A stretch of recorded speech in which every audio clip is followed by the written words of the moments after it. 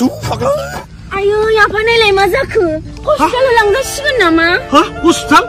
आयै बेफोरखौ लेखा बेथा अबे हस्पिटालाव लांनांगौ नायलाय मानसिया मा जाखो अबस्थाया ए रहाय आं दानो थिक खालामगासिनो दं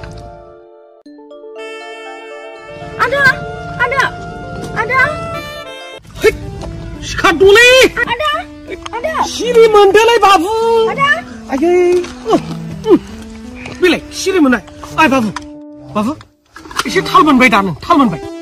हा आफा बेखौ हस्पिटालाव लांजासिगोन ना हस्पिटाल ओइ थिक जाखाबाय बाबु नों थिक जाखाबाय दा औ थाल मोनबाय न'आव लांजासिगोन ना न'आव लाङालै ओरैनो गोराखा बाबु नों सिखारदोलै सेंग्रा मानसिया बिदि जायो नामा रा एसेल'सो आय बाबु नों थांनो हाखासिगोन ना औ लांदाङालै आइ जेरावबो नै थांखासिगोन मोजाङै थांदो दे बाबु दे बाबु बाबु नों बे बाइकआ नों औ दे थांदो नाङालै आइ बेफोरखौ लेखा बेला ओइ बाबु थांदो दे गावनि फिसाजोखौसो गोसथो जानो गिबायगोनलै थादोलै बाबु